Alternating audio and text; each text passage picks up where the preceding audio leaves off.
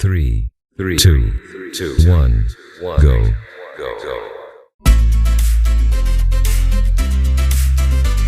Hey everyone, this is Dave A. Gardner, and you're listening to The Heart of Juliet Jones Fanfiction Podcast. This is part 17 of Chasing a Dream, based on the vintage daily comic strip called The Heart of Juliet Jones, with characters and stories originally written by Elliot Kaplan and illustrated by Stan Drake in 1961.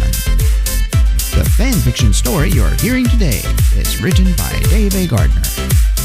Welcome back to a story that has the potential to brighten your day with a mix of humor, drama, and a whole lot of heart. In our last suspense-building episode, Eve Jones was about to back out of reading Shakespeare. If she knew anything, and she knew that she knew at least a few things, Shakespeare was only for the most highly experienced actors, not uninitiated amateurs like herself. But with Glenn's incessant prodding, she realized there was no way but the highway. That is, no way to get out of it but drive on the highway, she reasoned.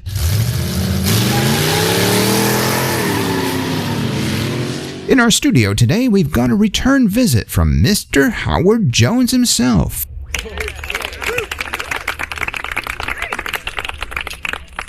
Eve and Julie's Pops. Hey, Pops. Welcome back to the studio. I'm sorry. I meant Howard.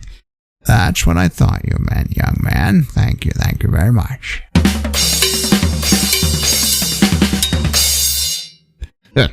My pleasure.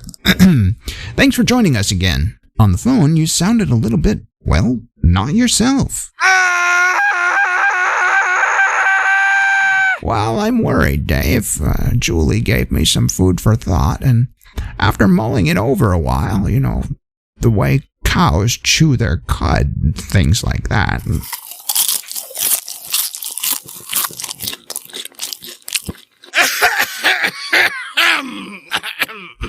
Yes, I understand.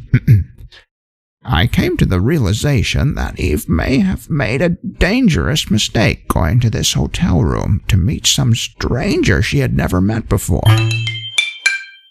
Well, I admit on paper it does sound rather ridiculous that someone as smart as Eve would do something of the sort, but that's it right there. Look, I don't know how you do these things or know these things, but I would appreciate it if you told me where my Eve went and why she isn't coming home. Now, Pops, Howard, I can't reveal my secrets to anybody, but what I can tell you is that she's fine. For now. For now? Oh, now look, that doesn't sound good, but to be honest, I know my daughter Eve well. Better than you. Yes, better than me. She may not be the brightest light bulb on the Christmas tree, but she can take care of herself. Her sister Julie raised her well. And so have you, Howard. Oh, thank you. Yes, that one. Well, the point is, you're right. There's no reason to worry. She can take care of herself, can't she? You just promise me that if things go a little awry, you'll call me and Julie as soon as possible. We want to know that she's all right. I mean, that's the whole reason I stopped by today. Remember I told you I believed in her dream. Well, this is part of it. Trust. You understand, don't you, Dave? I do. We have an understanding, don't we? Yes. I mean, if anything happens, I will call you and Julie right away. That's all we ask. That's a good man. Good or not, with Pops and Julie left biting their nails, our protagonist number 2 was going to have to face this next challenge on her own. Let's listen in to part 17, Reading Juliet.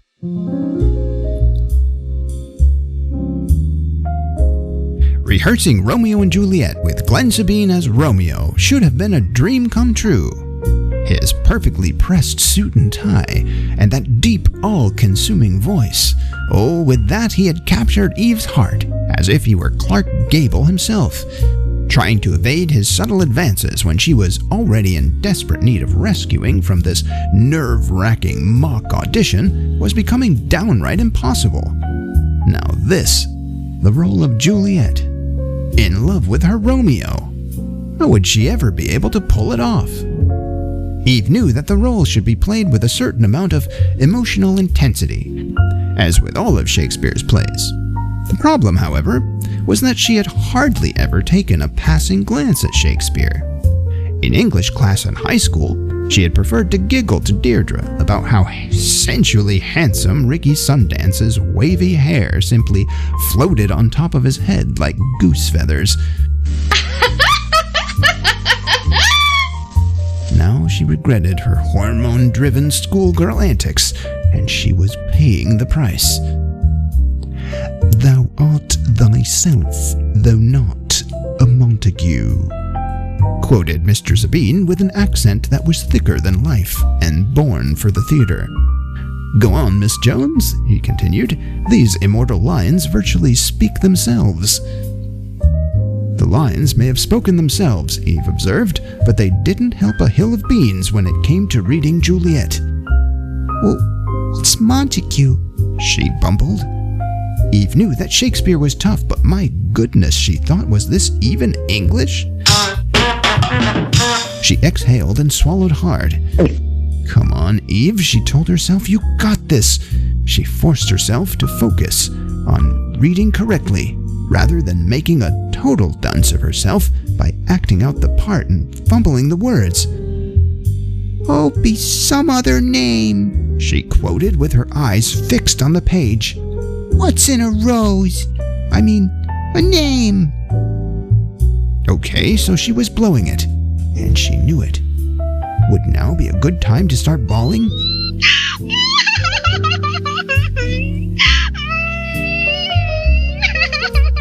Maybe pity would distract him from the fact that she was proving how little talent she really had as an actress. Or was that just an off thing? 'Cause she's normally really good, she said to herself. The good news for Eve was that pity was actually working in her favor, and might just have been, in that moment, her superpower. Although it was not her intention to flub every word, she believed that Glenn, Mr. Sabine, was trying to help. There, he said, as if speaking to a stray cat that was too spooked to return home to a warm house. He ended with a gentle gesture of touching her cheek. As soon as his fingers grazed her delicate skin, she gasped softly. It wasn't just his touch, however. He had her at there. Aww. Even the most experienced of us fluff a line now and then, he said gently. Start over, my dear, and slowly, majestically.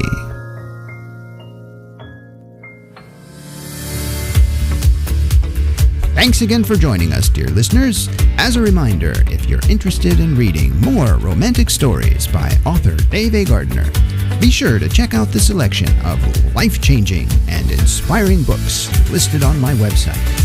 That website address is authordaveagardner.com. That's authordaveagardner.com.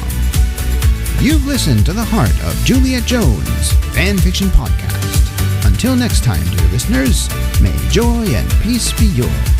And like Juliet, may love always bloom in your heart like a rose.